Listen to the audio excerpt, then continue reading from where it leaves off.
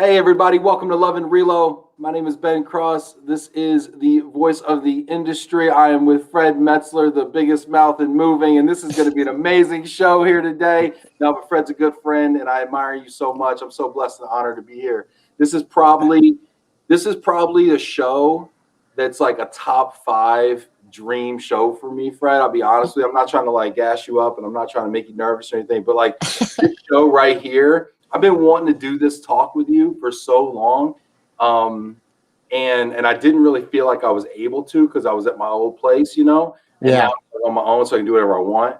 And I'm like, dude, I got to book Fred. So, dude, I'm so happy you're here, man. Thank you. Well, I hope I can live up to the hype. My claim to fame was kind of the Movers Vacation, and raising awareness about the rates and just blasting the industry almost relentlessly every friggin' day. So tell me what the Movers Vacation is real quick.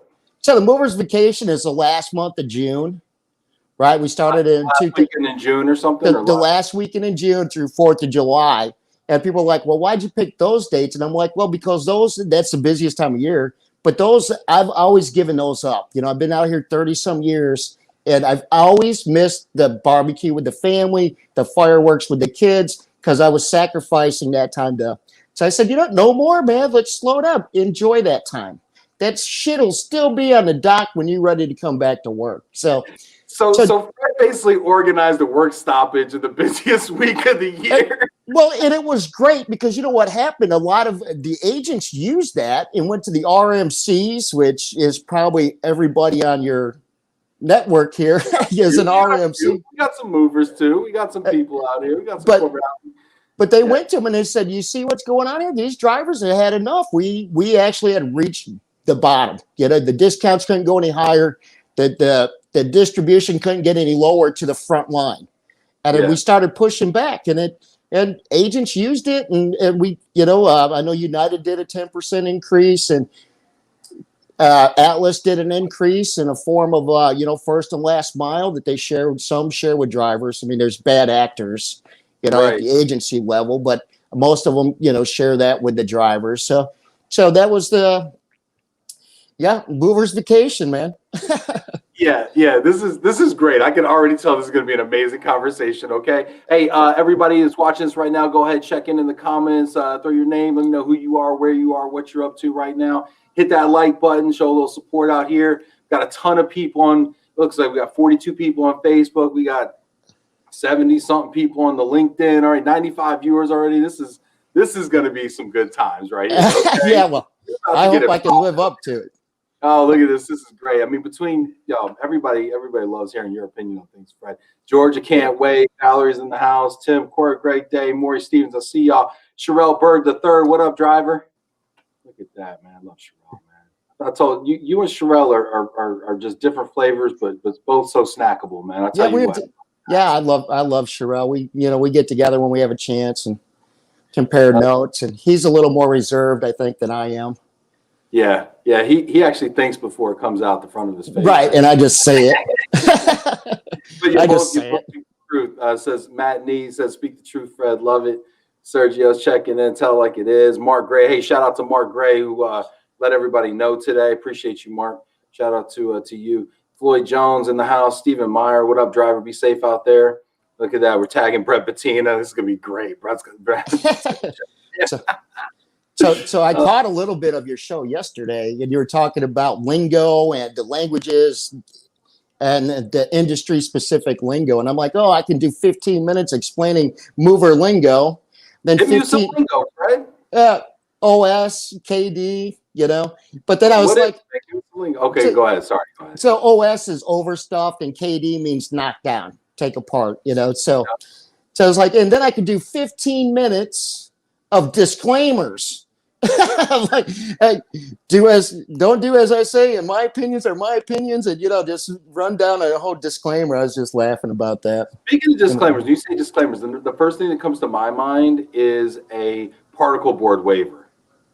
Are you guys getting these particle board waivers signed out there or not? Is that a thing that used to happen or doesn't happen anymore? Here's my understanding of it for years now is that if it goes to the court of law, it doesn't stand up. If you put it on your truck, you're saying that you're going to get it there in one piece. Whether, even if you don't pack it, even if it's left unpacked, if you put it on your truck, you're saying that you're going to transport it to the other end without damage. So I don't use the particle board, but I don't write exceptions either. You know, I do a little, I've refined my technique for dealing with the customer. Yeah, tell me about this. You don't write exceptions. I got to hear this. What's the strategy? Yeah, so I don't write exceptions. I've actually had a couple customers who were shorthanded. They're like, hey, can I do something to help? I go, you want to inventory your stuff? You know? and they're like, really? Like, in military? And I'm like, sure, you know, that's a 1.5, that's a 3.0, write down a general description. Here you go. Have at it. I'm going to go start loading the wagon. And you know, there are times if it's going into storage, you might have to, but on a door-to-door move, I mean, it's a total waste of time if you have a refined technique. And, you know, my technique for dealing with that is to let the customer know that up front, if I damage anything, I'm gonna bring it to their attention. I'm gonna show it to them. We're gonna get somebody out there to fix it or replace it at my cost, and that I'm solely responsible for their happiness, for any damage to the house, and then, you know, and just let me know. That's real important. I want to stay on this for a minute because you're right. We got a lot of folks on the corporate side that are watching this right now, and people are checking in left and right. Hit that like button, leave a comment. If you got a question for Fred, feel free to throw it in there, or a question for me. We're going to discuss all sorts of things today, and no topics off limits as far as I'm concerned. So just throw it in there. But you know, Fred, you were just talking about something. I totally forgot what it was actually. About writing exceptions and claims. About writing exceptions, and now I totally forgot what it was. I had a question for you. So you know. Go ahead. I was going to say, you know, that when you get into claims, it's more of a thing that's in the RMC arena. And then, you know, go back years, you heard, oh, they're told to file a claim regardless because it keeps the process open, you know. And the relocation, the national account base is where most claims come in. Fraudulent, maybe, you know. Well, so that was actually what I wanted to talk to you about. So you were talking about how, like, you're personally responsible, and this goes really to the owner operator model. But I want to talk real quick about that, right? And explain. Let's first explain how the owner operator model works. Because when I talk to my friends in relocation management companies, when I talk to my national account, but mobility managers, they don't really understand the nature of owner operators and how much stuff you guys are responsible for from a cost standpoint. So I want to just illustrate that point real quick. Would you walk us through that? So I looked at your audience, and most of them are RMCs, and most of them deal with international. So it's a little bit different when you're doing international because you actually have company people at both ends, right? When you get into domestic moves in the United States, it's mostly contractors, right? So I have a contract I signed with American Eagle recently. Prior to that, it was Shetler, you know, where they book the work, they give it to me, they pay me my percentages. I assume all the cost and all the damages and everything that goes with performing a move. Yeah. So what people don't really necessarily realize is these drivers are on the hook for damages. They're on the hook for fuel. They're on the hook for their labor costs. They're on the hook for their cardboard cost. I mean, I'm probably missing repairs, rubber, workman's comp, insurance, you know, the ever increasing cost, you know, and that's it. It all falls on me. And that's what I tell the customer. I go, look, 100% of everything falls on me. I'm responsible for it all. You know, so if you got a complaint, there's no one to call. You know, you might as well just talk it out with me so we can hash through it and get you moved in and set up in your new location. Yeah. But, you know, it's contracts are pretty much mirrored the same. You know, we all make, you know, about 50%, 55% of the line haul. Packing contracts vary as if you buy cardboard or don't buy cardboard, but it's kind of a wash. My recent contract's just 80% across the board. Easy math. I gave some, I gained some, you know, but I had that contract years ago, and it's. Yeah, that sounds pretty sweet. You know, we got some comments and some questions on it. I want to hear your comments from the crowd here. Let's see here. We got Matthew Nee checking in here. It says, I would love to hear Fred's thoughts on distributed line haul. Yeah. So what is that? An ambiguous number? Am I using the right word? I mean, what is the distributed line haul? So at one carrier, the distributed line haul is the line haul minus charges. That no one really understands where those charges are, or they take 5% off the top. And here's one thing that cracks me up is every van line says we only take 10%. Well, you take 10% of the transportation. What about the money you're taking from the distributed line haul? What about that 3% that you add to the bottom line discount that affects everything down the line? Right. So by the time you add it all up, they've got 25 to 27% of that job to them. There's literally been times that the van lines I was leased to, I made $4 more than they did performing 100% of the move. Well, that's crazy to me too, right? So you're doing 100% of the move. It's your tractor, it's their trailer, but it's your tractor, it's your labor, it's everything is you. You're basically a one-stop shop for this whole move. And you're going to take a lot of guys are taking in the neighborhood of 54 to 56% of the transportation. That's at least what I've seen as kind of the industry norm. Right. And to me, that's wild to consider. Like just over half the revenue in the transportation, which includes not only the transportation of driving it there, but the actual act of loading it is also baked into the line. Right. And your cost. So our costs are usually about 25% of the move, right? And then now 54 to 56, again, is a distributed type number. It's an ambiguous number because what they're not telling you is you get 54%, but we're going to take 5% of everything, for PLPD insurance, which you don't get anything of. What's PLPD? So PLPD insurance or BL and PD is personal PIPD, bodily injury, property damage or something. Property damage insurance, right? So I've had one contract that I negotiated where they take that 3%. It actually paid my insurance cost. So I didn't have bobtail or liability insurance. The only thing I had was workman's comp. Most drivers lose that 3 to 6%, I've heard, comes off everything they do. Now, it should only be a transportation charge. Well, let me ask you something. Why are we paying the van line's insurance cost?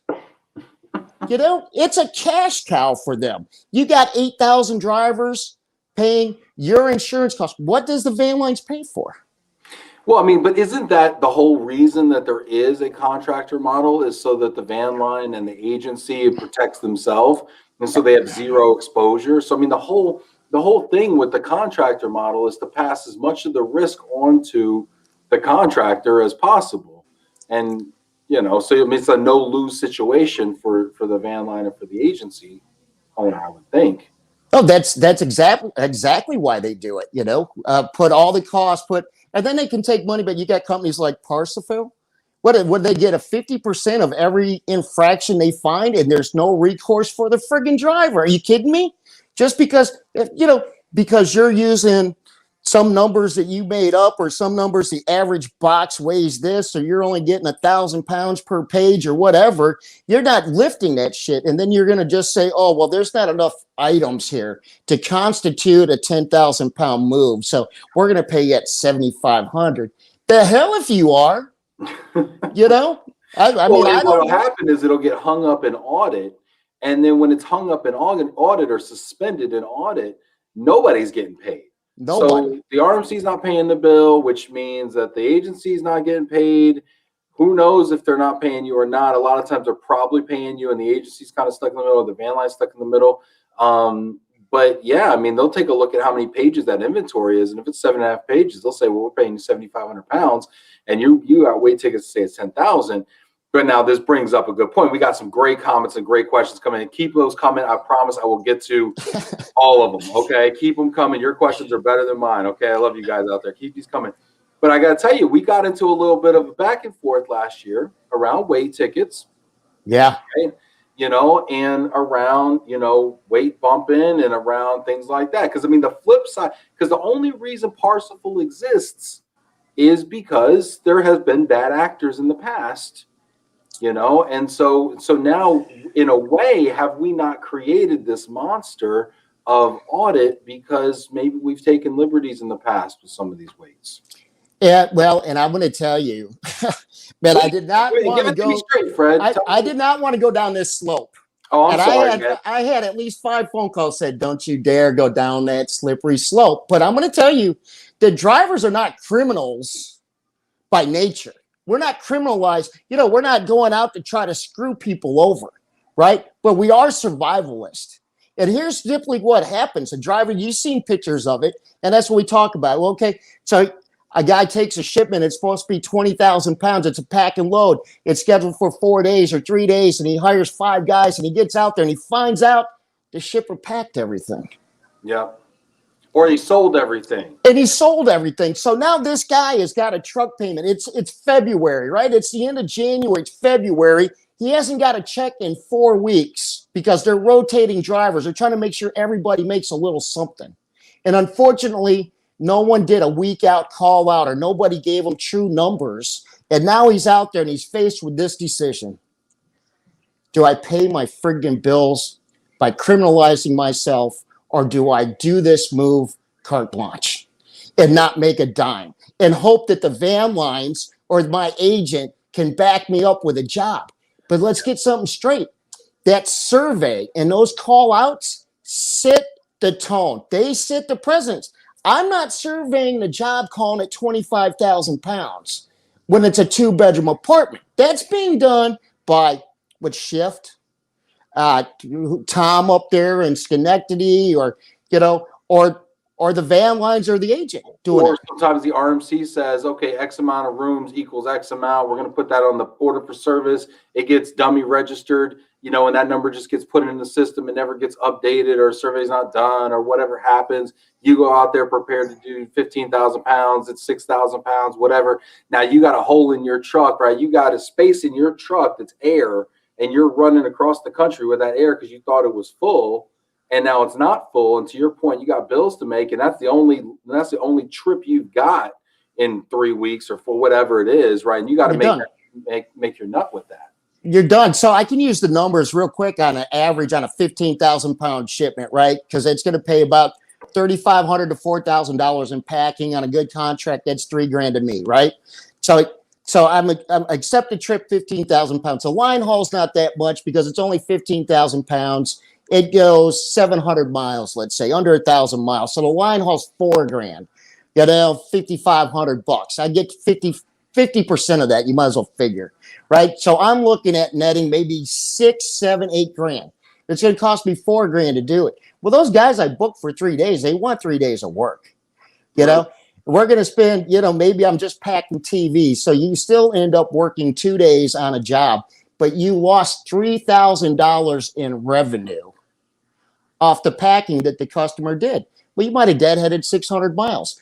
Now you're going to take home $3,000, you know, it may be less for a week of your life. You know, that doesn't include any truck operating expenses whatsoever, you know. And then the next week may be $0. And then you may have to deadhead back to get another load. I mean, it's the diversity and the uniqueness of this industry. And, you know, I was thinking I was going to have to say something profound and poetic, right? So here's what I got. Go for it. The longer I'm in this moving industry, the less money I make. That's crazy. The perfect example, the year's 1999, right? Talk about RMCs. 1999, Grable Companies buys MMI. What, the third largest, fourth largest RMC, right? They buy them. We were hauling Chevron, ConocoPhillips at a 65% discount. The day they signed the paperwork with MMI, those discounts went to 67.75. I lost 2.75 of the gross number on everything I do by the initiation of an RMC. How? Why? Hey, pass that to the customer. Why take it from me? You know why? Because we're at the bottom. We're at the front line. So they can just keep taking and taking and taking. Well, and that's why I wanted to have you on the show too, Fred. You know, because I mean, you talk about these on your page on Movers Life, which has how many members on your page, Movers Life? It's like 13,000, I think. 13,000. So Fred's having these conversations every day with the guys on Movers Life and the ladies. And I wanted to bring you on Love and Reload because I wanted you to have a voice here to be able to talk to the people maybe that can consider these things and make a difference, right? I agree. You guys kind of get the short end of the stick because you're the furthest one from the transaction, from the money, from the client, right? And so yeah. I was hoping not to get on this, but I'm going to tell you, you know, when I look at a company like MMI, Grable Companies, you know, and they want a zero discount estimate to be performed, right? So we're doing work for them. We give them an estimate. It's a zero discount. Well, they've already bent the agent or the van lines or, you know, over for 67, 68% discount. What are they sending that on to the customer at? That's what drivers should be paid on. Maybe it's a 50% discount by the time it gets to Google or Intel or whoever, you know? That's what we should be paid on. So I'm gonna play devil's advocate for you here, and I'm gonna defend the good people at Grable because okay. And Bill Grable's a friend of mine, so I'm gonna defend these people, right? Well, and I'm just using him because he's. I know, and your beef is not necessarily with that company. It's with RMCs in general, right? So I'm right. You know, and I know, and Fred, I know your heart, man. Your heart's in the right place. You know, you're just kind of talking shit sometimes, but your heart's in the right place. But here's the thing. Here's the flip side of that conversation, right? To me, is that RMCs do a really nice job of aggregating business, right? They go out and they get the ConocoPhillips of the world and the Googles of the world and the whatever. They get the Fortune 500s and they get all that tonnage and they bring it in one place. And then the agency or the hauling company gets to say, I want to run that Chicago to Dallas all day long. I want to run that. I want to run it super efficient. I want to run it super full, you know, and I just want to run that all day long, you know.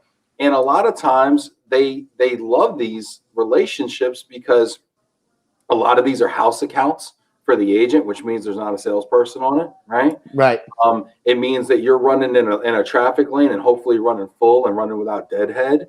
It means it's all full pack business, not like consumer stuff. Bad news is you don't have the volatility, right? You don't get to reap the rewards of those summer peak rates, but at the same time, it's full pack everything, and generally speaking, right? So I mean, there's a lot of positives in it. I agree. There's a lot of intermediaries that come into this business that kind of become middlemen and add layers, right, and make it hard to service and take some of the money out of the driver's pocket. But I think we also have to realize that like we can't just point the finger at RMCs and say, you know, you're bad, you're the reason. I mean, but there's I think you bring some good points though. We got some phenomenal conversations going on here, and I told everybody I get to all of it. I just don't know. I can't even see the question, so yeah, we got like 169 people tuned in right now. People are going crazy. This is definitely the best show I've had forever. Ben Heller loves the comment, the longer I'm in the moving industry, the less money I make. Wow. That's absolutely true. But in 99, again, I keep going back because it's 20 years, right? It was not uncommon for us to have a contract where we were guaranteed $250,000 or $300,000 out of 1099. Well, I'm probably going to 1099 a little under 300,000. It's 20 years later. You know, so what have we done? How has drivers evolved in 20 years? And still, well, we tighten the belt. Now we do packing loads. Back then, it was more hauling revenue. So our costs were actually less back then because we were just hauling it. We weren't buying containers. And now you're packing and hauling, which means you're bearing the brunt of the labor and the cartons, which, oh, by the way, and we got to talk about this because this to me is the most underreported story in all of household goods moving, is the situation with labor and the situation with the price of cardboard. I mean, because now those two things, which are extremely volatile, and the price has just been going up like tremendously lately, and you're the one that's stuck with those. So let's talk for just a second. Let's talk just for a second about people are eating this up. This is fantastic. Maybe you know what, Stacy, can you just run some of those comments on the bottom there? Just some of those just little shout out comments and stuff, because I want to make sure everybody kind of gets their shine here for a second. And we'll save some of the questions for discussion points. But let's talk for a second about labor, and let's talk for a second about carport. Okay, Man, I tell you, go ahead.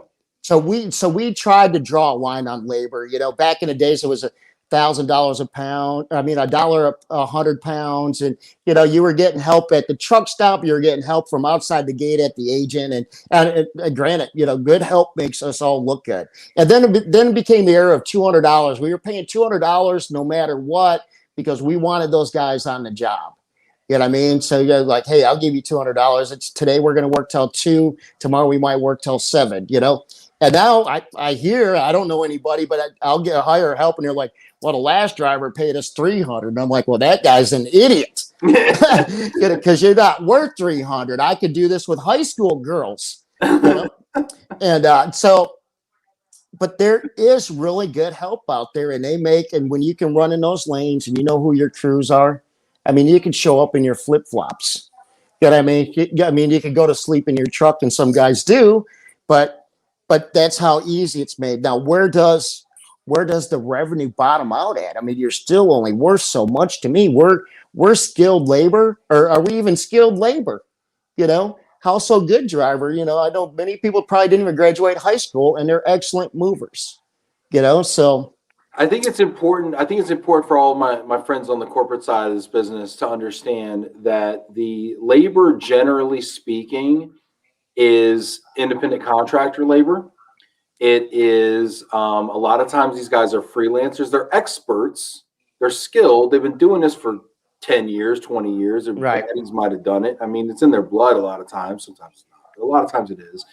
These guys are skilled, but they're freelancers. They're hired guns. They're mercenaries, you know, and they go around to who treats them the best and who takes care of them monetarily and in other ways. And so it's like, so these guys, you have these professional labor crews that do great work. I mean, like Soul Crew, right? I mean, you got guys that do great work, right? Love Jimmy. Yeah. They're pros, but they're independents, you know? And so Fred rolls into town, or, you know, somebody rolls into town, they give him a call like, hey, Jimmy, you know, I need 3 guys down here, and boom, boom, boom, you know, and I'm not sure, do you talk price beforehand or after the job's done, Fred? No, we encourage everybody to speak money prior to booking the guys, because if you don't talk, if the driver doesn't bring up the money, we tell the crew to, because if you show up to the job, now you don't have any wiggle room. You have to take what that driver gives you. Right.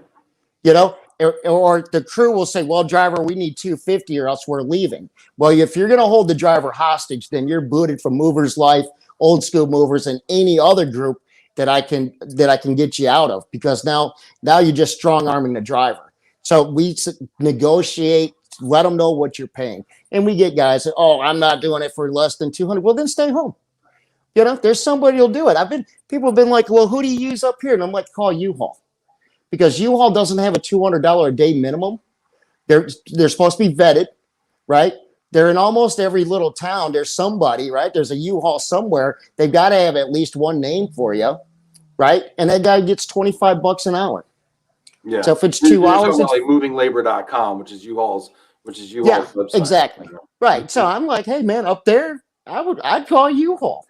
Yeah. You know? And so what people need to understand on the corporate side is, you know, independent contract, these drivers, these owner operators, they take responsibility for the outcome. They buy they fix stuff when it's damaged. They buy it when it's missing or broken. You know, and they manage the cost of the move. So they manage the outcome of it. But the way things get done, I think, is a lot less standardized than people realize. And with that becomes a lot less cost predictability for guys like you, Fred. I mean, if you don't know if you're going to pay your guys $100 a day, $200 a day, or if they start talking about something crazy like $250 or travel or whatever, like, let's just do some quick math for people, right? Let's say it's a 2-day job with 3 guys each, or I don't know what your so that's $600 a day. You know, at $200 a day, so there's $1,200. Let's say, you know, you need 2 days to pack and load, you know, 12,000 pounds, right? That's a pretty good day pack, and you probably do 15 with the right guys. So let's say some of Jimmy's guys, you know, you're going to pack it one day, load it the next day. $200. Everybody's done by 3:30, 4 o'clock. Because, you know, the customer don't want you there all night. Yeah. You know, they got things to do. They got to return the cable boxes. They got to go pick the kids up, you know. So they want you done at a timely, you know, in a timely amount of time. So you try to get it done. At $1,200 now, a pack job on, let's say, 12 grand. If you're packing it, your packing cost is going to be about $400 to $500. Your labor is going to be $600. So you're $1,000 into a pack job on 12 to 15. What I say earlier about three grand on 15,000, right? So I've already spent $1,200 out of a $3,000 pack job just getting it packed. Now, if something's busted in that box, or you know, yeah. So your labor cost for your crew members has literally doubled in the last 5 to 10 years. Easily. But so the quality, the professionalism has went down. The quality of help has went up. Does that make any sense? I mean, you know, I'm from so the quality of the professional driver and at the agency level has diminished. I mean, you see guys out there with no T-shirts, no uniforms. Back in the day, you had the collared shirts. I mean, you could go back to the early 80s and you were in a jumpsuit. You know what I mean? You were, you know, you had the patches on the arm. You were. Because that's the kind of stuff we sell. Guys like me are standing next to a PowerPoint and we're showing guys in collared shirts, clean cut, you know, showing up with a cup of coffee and a smile and a coloring book. I mean, what's really hitting the curve these days, Fred? Is a guy in a T-shirt and basketball shorts. Mm-hmm. You know, so we tried, and man, we got Movers Life tried this. We're like, look, there's no such thing as $200 a day, no matter what. You need to negotiate, man. We got so much kickback from the other groups and drivers. And I think I was put on a do not work for list because I'm like, look, you're not going to demand $200 at the driveway on load day. You're not. If you don't negotiate $200 prior to loading the job or showing up to deliver the job, then we'll boot you. Yeah, but then they just go to another group or another page, or they're protected because they're part of a team, you know, a movers crew. So all right, we got some great questions here. Skip the tough ones. Well, here's a tough one for you, Mark. What's up, Mark? What are we doing to find the Fred Metzler of the future? Are there any future Fred Metzlers out there? So sad, guys like Fred are a dying breed. I'm assuming, Mark, you mean owner-operators. Where are we getting the next crop, the next wave of owner-operators from? So I'm going to tell you what deters a lot of guys, and it's these trucks that are affordable or that they can get easily from the agent. You got to remember, you know, we're unskilled labor. Some guys don't have a college background. They don't have a decent card, so they look to the moving industry to get them in a truck. Well, unfortunately, we have these whole years of affordable trucks that are crap. You know, not even Volvos, even Kenworths, you know, and as much as I hate to, there's some shitty Peterbilts out there, you know, as much as that hurts, that because of the DEF system. So these young guys get in and they buy a truck and they think that it's the greatest thing. And then boom, they break down. And then the agent, you know, they're in a service provider. They don't want that truck broken down because they're going to get stuck with it when that guy walks away because it's a $14,000 hope it's fixed bill, you know, and you may just make it to the next truck stop or the next dealer and have them replace everything that wasn't replaced the first time. And that's one of the biggest things keeping guys out of this industry. So I've been buying trucks. I don't know if you guys have been paying attention. I've been buying old fix-me-up trucks, and I've been busting my knuckles, wrenching on these things and making them look good so that I can help this next generation of drivers. Look, here's a low-cost truck. You don't want to buy it. I'll lease it to you. You know, you keep it in good running shape. Let's get you a summer. Let's get you some money down. You know, guys like me are a dying breed. No one wants to work on a truck. I've offered my truck to guys who said, man, I wouldn't know how to fix a light if it went out. I wouldn't, you know, I want a brand new truck. And I'm like, well, good luck. You know, good luck, man, because a brand new, I just talked to an agent and he's like, man, we're really looking for some help for some drivers. And I said, well, do you have trucks? And he goes, oh, but we only want drivers that have trucks. So everybody wants a driver that has a truck. That's the whole owner-operator model. Exactly. They want to put the risk on the driver. Oh, it's broke, fix it. Oh, it needs rubber, fix it. You know, they don't want to hear that stuff and service the truck. I mean, they want the driver to take care of everything, right? So when the whole shortage started probably 5 years ago, you know, agents were going, look, Wheaton Van Line said, go up there to Indianapolis over there to the Aero truck sales, pick out a truck for 50 grand. Well, that $50,000 truck's got 700,000 or 600,000 miles on it. It's on its last leg. Every day is a prayer after 700,000 miles on a truck, you know, that's running deaf, you know. So they put these guys in these trucks, and then they ended up getting these trucks back. The guys left them on the side of the road, sold the tires off them, you know, out of desperation, I'd like to think. You know what I mean? Yeah. I mean, because the breakdown's got to be too much. I don't think anybody goes into a job saying, I'm going to go in a hole, and once I'm 20 grand in a hole, I'm going to leave. You know, I don't think any drivers are doing that intentionally. It's just agents don't know what they're buying. Agents don't know that 2012, that the bank will give them a loan for 60 grand on that they can get for 40. It might not make it off the parking lot.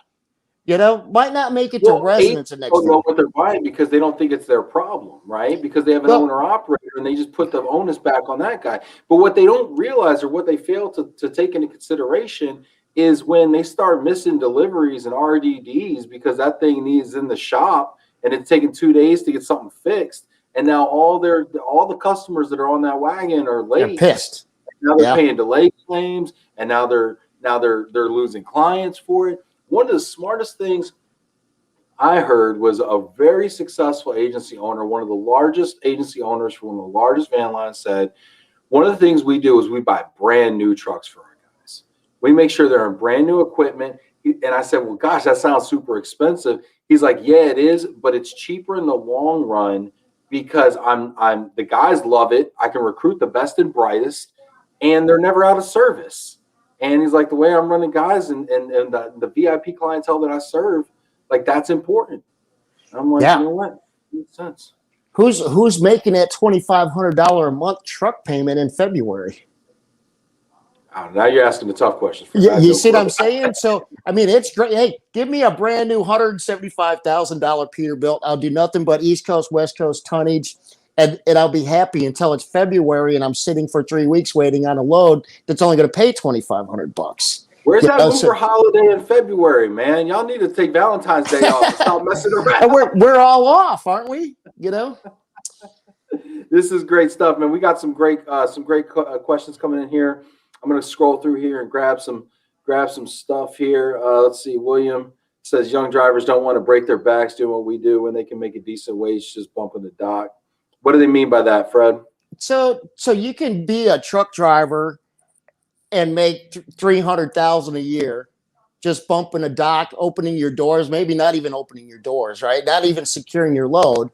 Or you can make $300,000 a year, busting your back, being gone months at a time, and never really knowing what your revenue is. You know, when we look at it, and you're talking gross numbers too. I mean, I think it's fair to say, right? Walmart. That's before any cost. Net.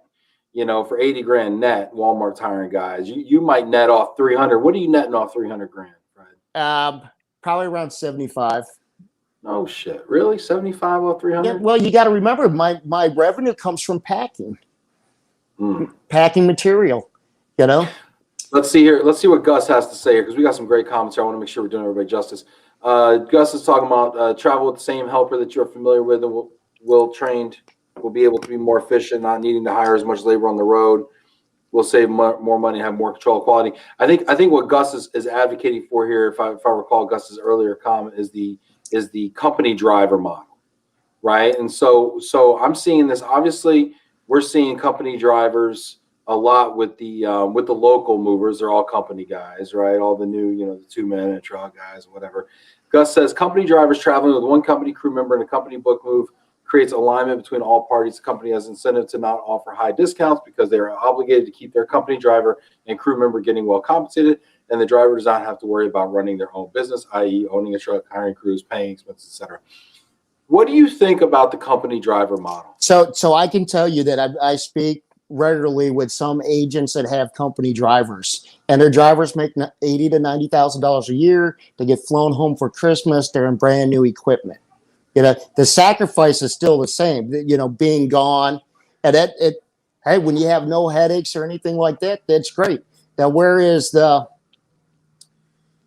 I guess where's the incentive? The one thing that keeps me in it is getting lottery checks. When I say lottery checks, I hold my nose to the grindstone and I get a nice check for $5-6 grand.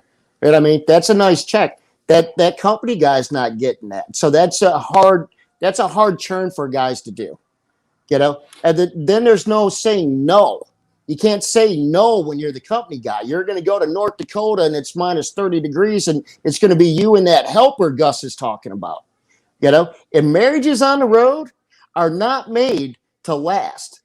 You're going to get on the nerves of that guy. That guy's going to get on your nerves. And there's merchants, there's Bud Van Lines that prefer you to have somebody. Husband and wife teams make great drivers and movers. And it's being done. There are companies that do that, but they don't control the discounts. Who controls the discounts? The people controlling the work.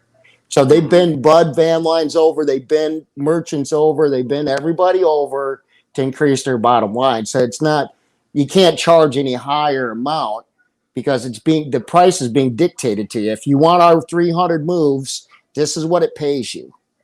This is interesting. Martin, let's see what Martin's got here. A bottleneck is pricing based on tariffs versus flat rate pricing, but this industry is so heavily regulated, it will never happen unless Fred, AMSA, or ATA lobby for change.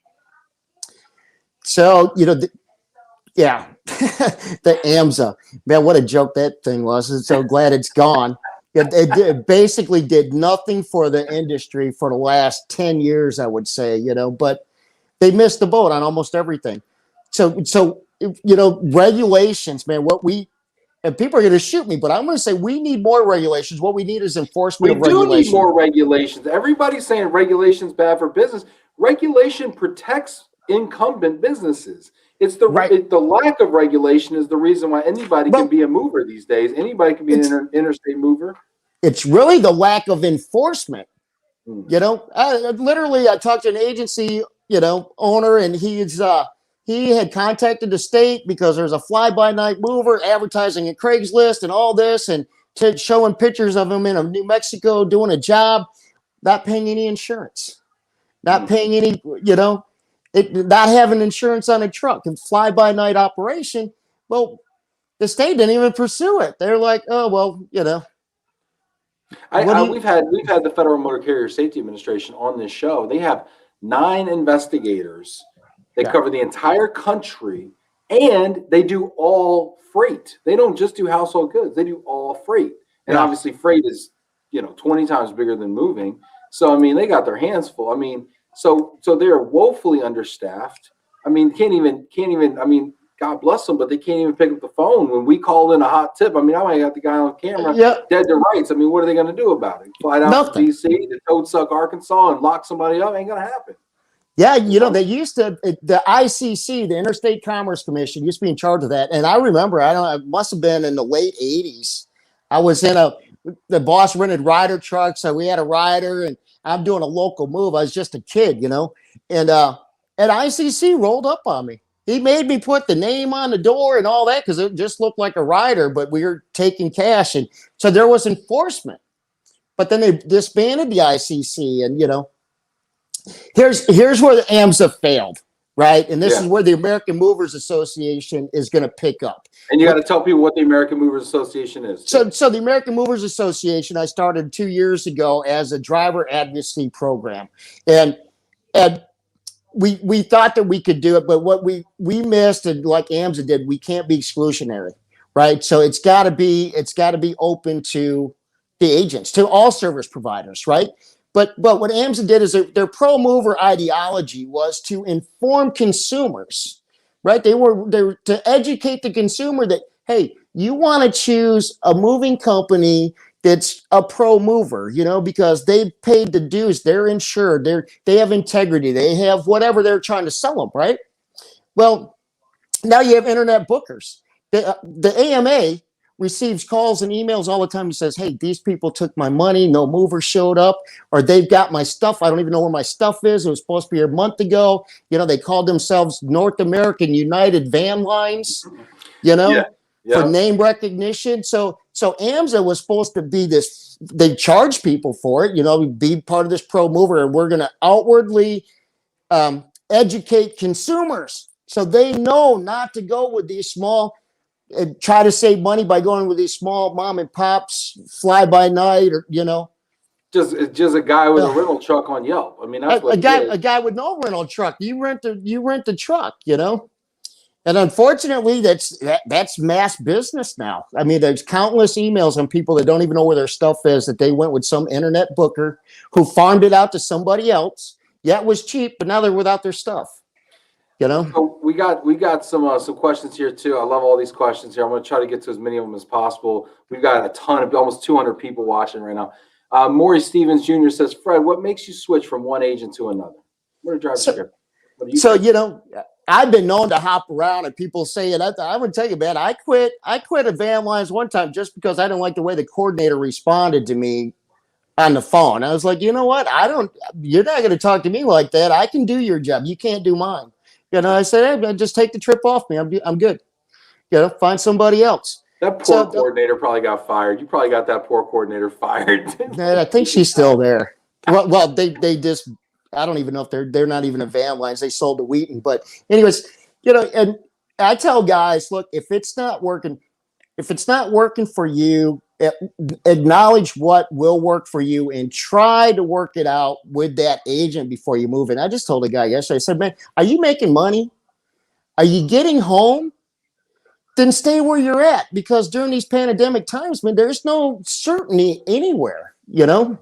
What's the pandemic done, man? I gotta ask, like, talk to me about the pandemic, man. Like, how has that impacted the driver? Okay, so, well, first of all, you know, national account business got to be down 40% across the board. Yeah. You know, I mean, it's got to be. You know, I know 26 at some Van Lines, and, you know, 40% at some large, big booking agents are down 40%. So they're squeezing, they're closing down. Everybody, even drivers have taken a look. It's been a life-changing event for me. This whole pandemic thing, I said, well, where do I want to be when shit goes down? All right, well, how do I want to spend the next 5 years of my life or 10 years of my life? You know, if we've already had the high point and things are just going to slowly disintegrate, where do I want to be? And that's the one reason moving is up, I think. You know, I mean, well, you know, hasn't dropped. The ceiling has, because people are like, you know, shit's going crazy, man. I'm going to get close to family, and I'm going to hunker down there. That's what I'm doing, brother. I mean, my job. I mean, I quit my job, right? I'm moving to Dallas on my own volition. You know, to be close to my mom. You know. Yeah. So what matters to people now is a lot different than it was a year ago. You know. So now movers have tightened the belt. I know. You know, agency owners are up late at night trying to keep as many people in jobs as they can. You know, but I know I talked to the agency owner. He goes, yeah, I let 2 of my top guys go. I go, you top drivers? And he goes, yeah. And I go, why? He goes, they just bitched all the time. There was just no pleasing them. And, you know, just everybody's, we're all in the same boat right now. You know what I mean? I mean, what I say to you earlier, I said, you know, I am blessed that I'm essential, and that I can go out and take a chance on getting COVID every day of my life, because there's people that can't do that, and therefore they have no revenue, you know? So I'm blessed to be a mover that can go out there and, you know, fiddle with death by participating in a move to see if I'm going to get COVID or not, you know? So it's made a lot of people take a look at these life challenges and say, well, you know, I just want to be home more. I just recently changed companies, and I'm good friends with the Shettlers, and we still have business dealings going on, and we're, you know, it's a friendship based. But what I needed to be home more, you know, for my own health issues, and more time to work on my toys, and less time traveling to and from jobs, you know. So what's the future? So let's talk about the future just for a moment. We got a couple games we're going to play here and have some fun here. And I told Fred, I said, listen, I've been looking forward to this for about a year and a half, this conversation. So I'm going to take my time with this one. We're going to go a little longer than we normally do. We got 94 people on Facebook. We got 96 people on LinkedIn. Hit Bad the hit, guys. hit that like button right now. And also, by the way, if you're tuning in for the first time, I know a lot of you are right now. I want to give you something. Go ahead and hit loveandrelo.com/community. Register there. We're giving away a couple bottles of wine on Friday. We're doing our 8 weeks of giving because it's all about y'all and trying to give you stuff here. So thanks to our friends at First Tech Federal Credit Union down below here. You can hit that website right there, loveandrelo spelled out.com/community. Again, sponsored by First Tech Federal Credit Union. Appreciate y'all at First Tech. Go ahead and get yourself some free wine. We'll be giving it away tomorrow, Friday. Yeah. Let's talk about the future, Fred, okay? Because Mark Gray's over here. He's trying to get you a job. And, on the other side of the glass over here, he said, Fred, I'm sure I can make you some money, sitting there at the dispatch desk or running ops or, trying to talk some stickmen and changing colors over here. But what's the future, Fred, for drivers in general in this business? And maybe what's kind of the future for you, man? So drivers, I think the ones that have the 30 years in, we've carved out our little niche. Some of us are in our lanes. We're comfortable. We go out and buy a new truck, a new trailer, because we know that we've established ourselves with that agent. It's still dwindling. We lost 3 drivers the other day to death. 2 stress related and 1 cancer related. And I mean, that's 3 guys no longer in the industry. And then the guys that 55 years old, creeping up on, we want to work. How old were those guys, Fred, the past? So one was 50. The other one, I say stress related because I don't want to lay their personal business out there, but one was pretty sure was a heart attack, and the other one was related to stress. And the other one was 50 years old, died from cancer. So all this with the pandemic and the uncertainty of, how much work is going to be at the end of this tunnel, or, when we get out of this, what's going to be in it, has really caused a lot of drivers. Some are getting off the road and building crews and lumping trucks, And then you have some drivers, especially in certain demographics, are turning, they're like, hey, I can go out and load trailers and charge this amount of money and pack and load and put on alternative hauling.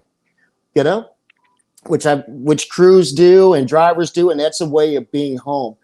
As far as young guys, I see some young guys get into it, and then they're all happy and they're gun ho and they're at this company. Then the truck breaks down because they don't have the tenure. They're not going to be able to go out and get that brand new truck. The company's helping them get a truck, but it takes help getting a truck. Back when I started, Mr. Paul Arpin, helped me become an owner operator after I drove one of his trucks for a year. He sold me that truck.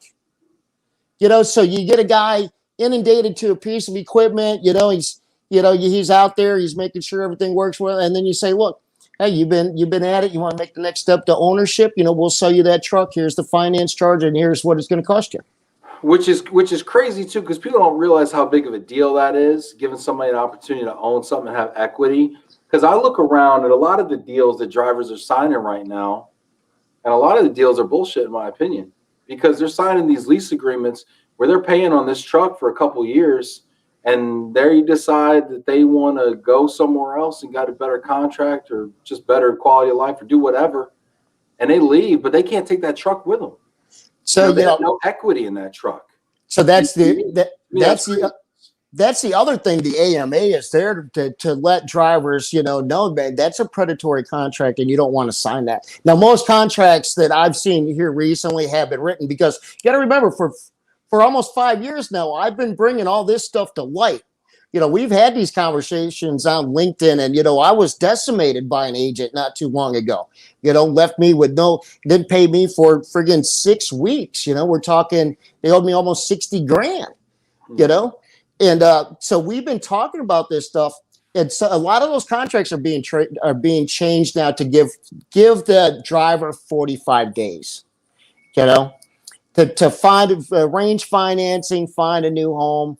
But you let's say you're at a United agent and you want to go to Mayflower because they're right in your hometown, and you say, well, I owe this much on this truck over here, and he goes, yeah, I'm not looking to buy another truck. I got 3 out there you can go pick from.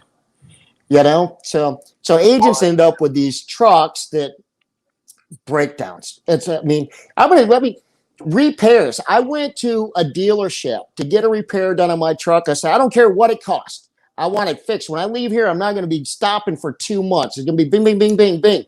You know, $1,200 later, the next morning, the truck is still leaking. They fixed absolutely nothing. So I call the guy. He goes, well, bring it back. I go, bring it back?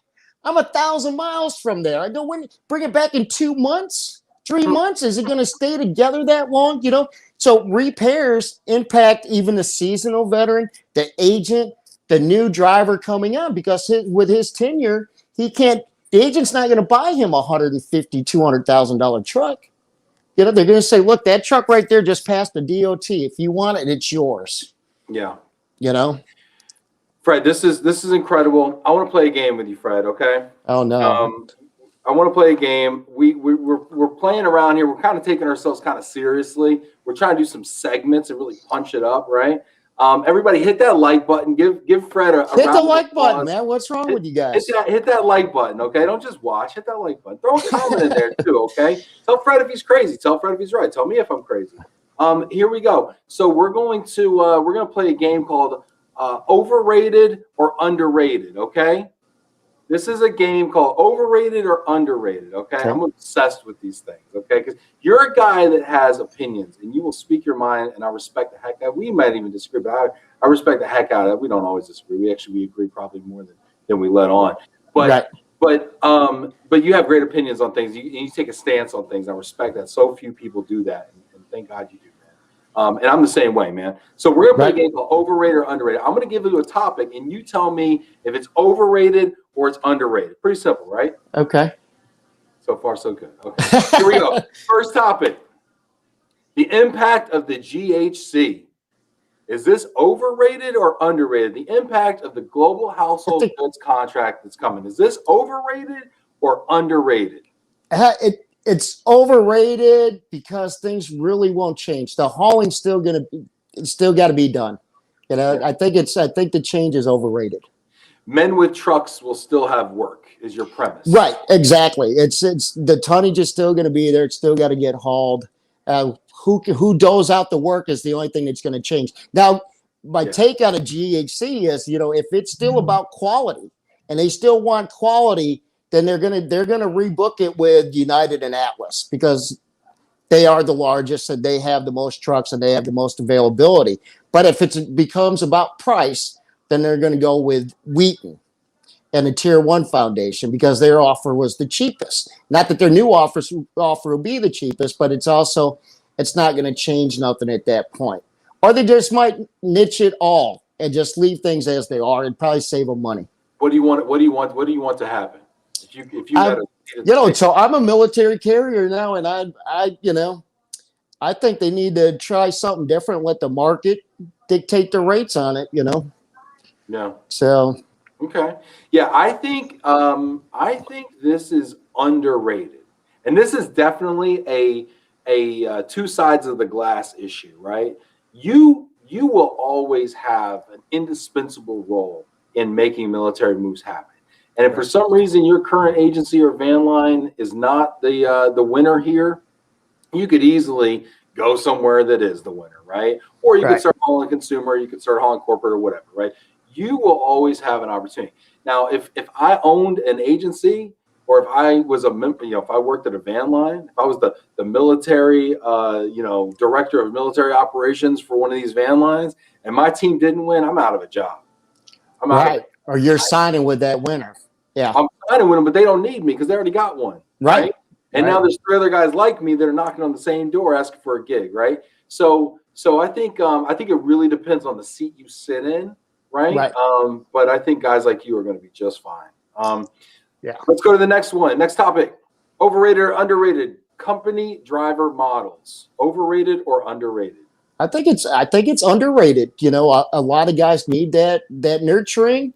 They need that. You know, a buddy of mine was talking about going to work for an Atlas agent here in Arkansas, and he's like, "Yeah, free healthcare matches my 401." I'm like, "Dude, what are you waiting for? You know, you ain't got no headaches worried on trucks." And you know, I'm a truck guy, so a light switch on a truck is no big deal to me. I'm going to break out my probe and I'm going to find the break in the wire. But to other guys, they just need They can't deal with that. So they have to have that new truck, and owners can afford the new trucks. Yeah, tremendously underrated company driver models. Tremendously underrated. When Mark Gray was asking about, where do we find the next Fred Metzlers of the world, right? The truth of the matter is, a lot of these guys are not going to be owner ops, man. They just can't afford to get that truck. They don't have the credit. The guys that can do this and not be home every night. I mean, that is just so dwindling. And the guys that are the companies that are winning out there right now, you look at all these mega player moving companies that are popping up right now that are starting with local, like 2 Minute Truck. I'm going to use 2 Minute Truck, right? Biggest, right? Probably the biggest name in moving right now is 2 Minute Truck. When I was growing up, it was Mayflower, the big green truck with the yellow boat. Everybody knew it, household name, right? I think the most well-known moving companies, the two biggest brands in moving right now are U-Haul and 2 Minute Truck. Right. Yeah. And I mean, it's sad to say, but I think that's where we're at. And you look at these 2 Minute Truck, these All My Sons, these You Move Me, I'm friends with those folks. I mean, these franchises, the college hunks, guys. I mean, these are company driver models. Now they haven't really figured out long distance, but they will. And then on the other side, you're seeing these independent carriers, shout out to DN Van Lines and shout out to Stewart Moving and Storage and some of these players and stuff. These guys are company, I believe they're company drivers. I don't know about Stewart. They're mixed. I know Stewart's mixed. Mixed, yeah. So I think that this model, to your point, is so underrated. Next topic, Volvo trucks. Underrated or overrated?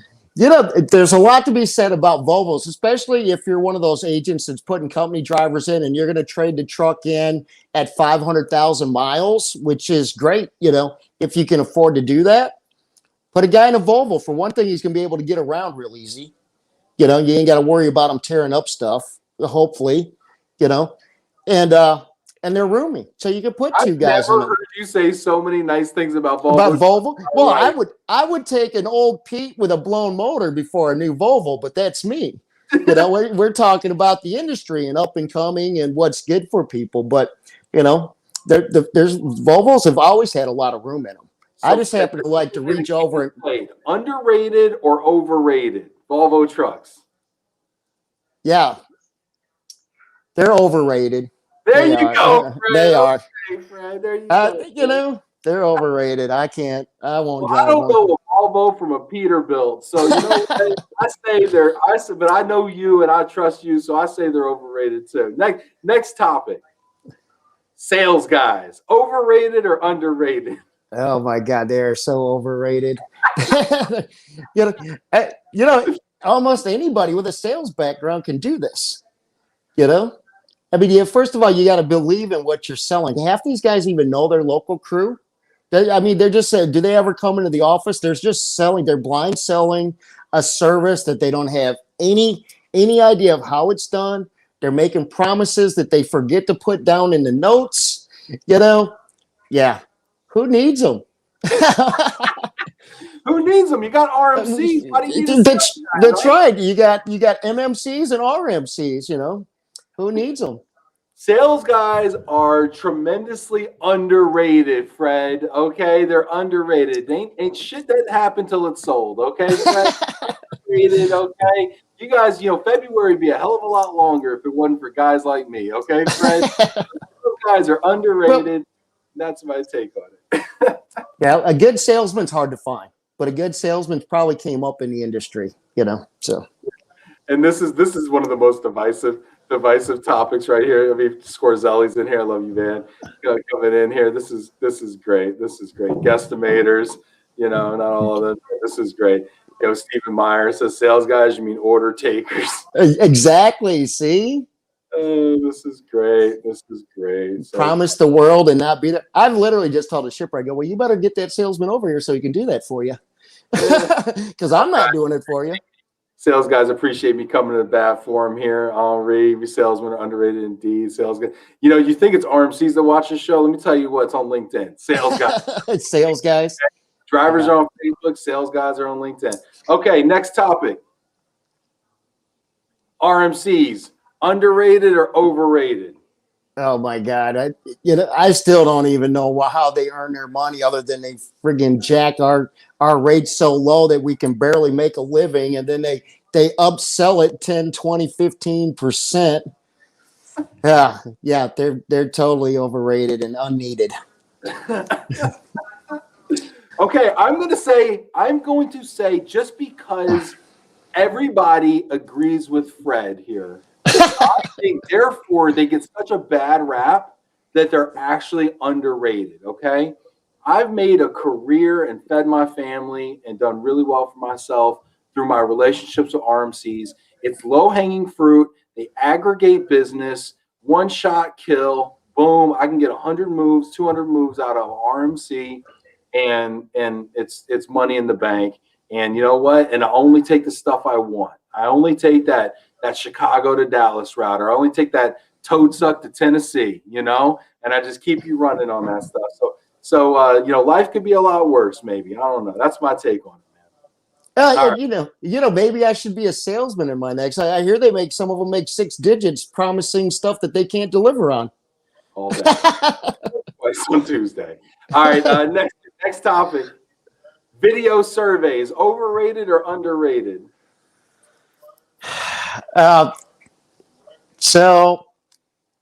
Okay, I have a huge problem with video surveys because it's okay. Who's doing it, right? Is the company that's doing your survey biased or unbiased? Is Atlas agent doing the video survey for a job that they're trying to sell you?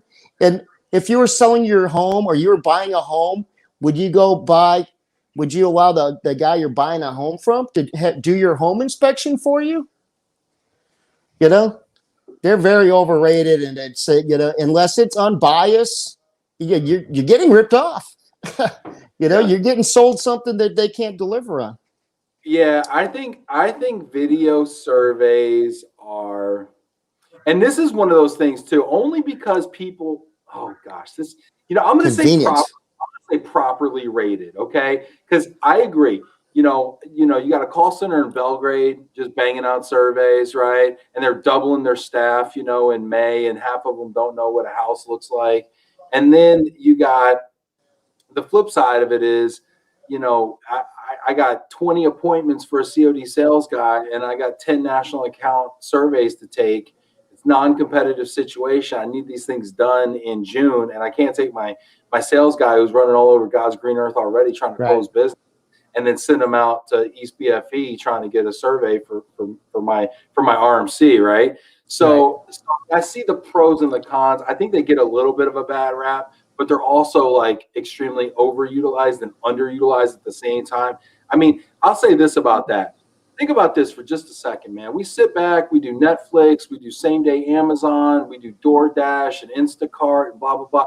And yet when you call a moving company and you say, hey, I'm thinking about moving, here it is Thursday. They're like, well, gosh, tomorrow, Friday's already booked up. We don't work on the weekends, and Monday's pretty full too. I can get out there Tuesday or Wednesday during working hours. And you're like, okay, well, you know what I do during working hours? I work during working hours. You can't come to my house between 8 and 5 on a Tuesday or Wednesday because I'm not going to be home, okay? Come at 7 o'clock at night. Well, sir, we're not open at 7. Well, come on the weekend. Well, sir, we're not open on the weekend.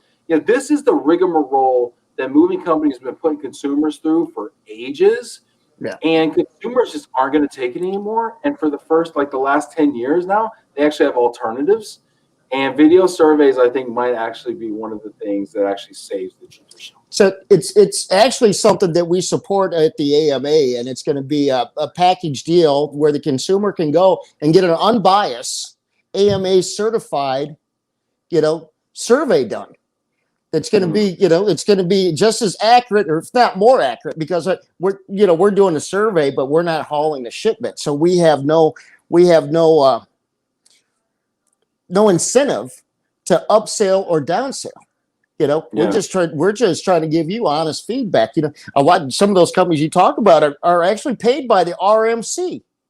So the RMC is paying the survey company a percentage of the job that they're doing a survey on. I mean, how biased is that? You're talking about Shift, right? Because Shift is both the surveyor and the move broker. So everything's 35,000 pounds because I'm Yeah. making money on the move. Hey, come on. There just got to be, when I started the American Movers Association, it was a driver advocacy program, right? To help drivers because we were getting screwed. I started looking around. The consumer's getting screwed. They don't know what's right, what's wrong. What is this survey program you're going to do through the ATA? This is like a driver retirement program or something when these drivers the AMA, yeah. Nice, Schiff nice. called me about that. He said, hey, could we, why couldn't we just hire ex-movers? I go, well, Tom does it. What's the other one? TV. VMT, video movie. Yeah, VMT. Well, Tom, I've known him since I was a kid running for ARPAN because they were up there in Schenectady. They worked for an ARPAN agent. Tom was a driver. He hires drivers to do that kind of stuff, retired people. Takes it very seriously. I called him out on it one time, and he called me. We talked for about we talked for about an hour, reminiscing the good old days. That's great. That's great. All right, so that was a lot of fun. I enjoyed that overrated, underrated. We're going to do that more. We got one more segment we're going to do here, okay? Hit that like button. Hit that applause button. All right, we still got a bunch of people watching here. I'm having a good time. I don't know about the rest of y'all. I'm going to keep doing this. The likes are – people are just enjoying this. Fred, are you having a good time, man? I am. It's been a long time. Like when this pandemic started, I said, man, we cannot – it's not – because I was going to rebirth the AMA then. And I said, man, now's not the time. People are – we started warning drivers, hey, can you go 2 months without a paycheck? You got a month's worth of food, get this PPP stuff. Apply for the stimulus money, trying to keep everybody kind of in spirits, moving forward and prepared. Here we are a year later, man, and we're still in the unknown. These new variants are more deadly and more contagious. And I mean, where's the light at the end of the tunnel? Like you said earlier, is that a train coming at us or is it hope at the end? And so I've been trying not to beat up the industries too much because it's all we have right now, Yeah. All right, let's do one last segment here, and it's a top 5. So this is Fred's top 5. It's Fred's top 5 reasons I'm a mover. You want me to name them? All right, number 5. I can't remember. I don't have a list. Right on Number. the screen. Oh, you can't read it? No. Can you read it there? No, you can't read it. The adventures of seeing the country. Right. Oh yeah. When you take a trip, and some of the I moved to Chief Park Ranger for Yosemite National Park. I was so blessed to have that job. It took 4 hours to get my tractor trailer police escorted up there, but it was worth every bit of it because that's one adventure that I will never forget. That's awesome. Number 4, to promote it as a profession. Yeah. So that. We're looked at. This is one thing pisses me off about you CRPs, right? Certified relocation professionals. I'm an SCRP, okay? I'm an SCRP. Yeah. So what is one more test? I'm a senior craft. I'm a senior craft. Yeah. One more test you had to take, right? I'm the CRP. I'm the certified relocation professional. I'm the front line. You're a suit. No, but that's. Promoting it as a profession, trying to raise the level of professionalism. And the companies that do it, you can see it because they churn down work. So the higher your standards are, the higher the level of professionalism you have. People are no longer going cheap. They're going with, hey, look at these trucks. Look at these guys. Look how these guys are pressed. Look how they, Hey, you got to start wearing a suit out there, Fred? Maybe we can get those discounts back, huh? Yeah, right. Get those things back down in the 50s. You start wearing a suit, man. I don't know. Where in the hell was I? I'm going to cut the sleeves off my shirt like I did back in the 80s when I was 21 years old. Thought I was hot stuff, little scrawn dude, 160 pounds, moving furniture. Henri says Fred is underrated. Well, thanks, Henry. Josh would call like it is, brother. All right, number 3, the challenge of a different job every day. Man, there's nothing like moving for me. I tell people I probably shake 1 million hands a year. That's the crew, the people I move. Now we fist bump, but you know what I'm saying. So out there. Yeah, and so you show up in front of this house and you're like, wow, that's a big house. And wow, that's a lot of stuff. Wow, man, it might not all fit, and you make that happen and you get it all on a truck or you build that tailgate and you get it all done, man, that challenge. And then You deliver it that same week, and 2 days later, it's another challenge. Hey, look, we got a whole new house, and a whole new customer to please, and a whole new set of rules to lay down and get this move handled. Yeah, awesome. Number 2, the lottery checks. The lottery checks, you know, the biggest check I ever got, I think, was like 30 friggin' grand. But of course, I only got settled once a month. Of course, I also did like 5 or 6 trailer loads that, you know, it packed and loaded 5 or 6 trailers in about a 10-day spread. So it was money well deserved. But that's why if we pulled 13,000 drivers off of Mover's Life, or however many drivers are on there, probably their number 1 or number 2 would be lottery checks. Big, you know, check. You just can't make a big ass check. A big ass check. You can't do that working 40 hours. Here's why I stay out here, right? I can literally go out for 10 days, make $3,500, $4,000, and take the rest. You come over to the dark side, other side of the glass here, get yourself a suit and tie. You know, you might get one of them lottery checks one September or something, you know. Someone told me, he said, yeah, you could just go fishing if you were a salesperson, land one of those 200 move accounts, and hey, you're getting paid for doing nothing. That's right? Great. Yeah, something like that, doing nothing. Yeah.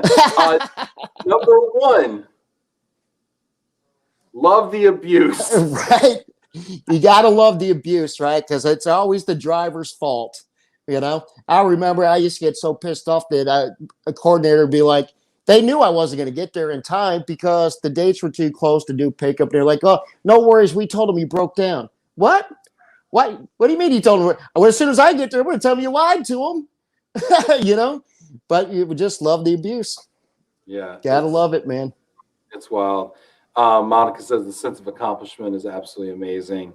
Right. That's the challenge. That's what I mean by the challenge, man. It's just amazing that you got it all on, got it all out of there. That's awesome, man. This has been a blast, dude. I really, really appreciate you being on, Fred. And everybody that tuned in today, I hope you guys come back and learn about other parts of the industry as well. For all those drivers that came out today, appreciate y'all so much. Obviously, there ain't moving without y'all. So thank you so much for everything you do out there and the sacrifices you make.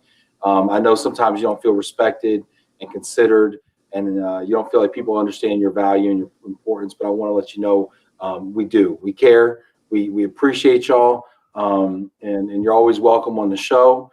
So let your voice be heard, and the more we can be an advocate for you guys out there and get more money to the curb and just, you know, improve your working conditions. You know, we're all about that here on Love and Relo. So please feel like you have a home here. And Fred, I want to thank you so much for being here, but I want to give you kind of a final thought, a final word, you know. Feel free to leave us with a final word.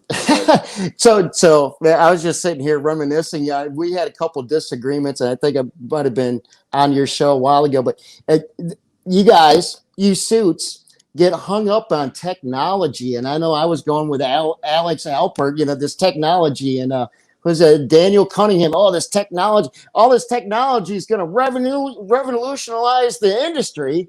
And I'm sitting there going, until you revolutionize, somebody knocking on the front door, putting down rug runners and getting that stuff into that truck and down the road, you hadn't done nothing.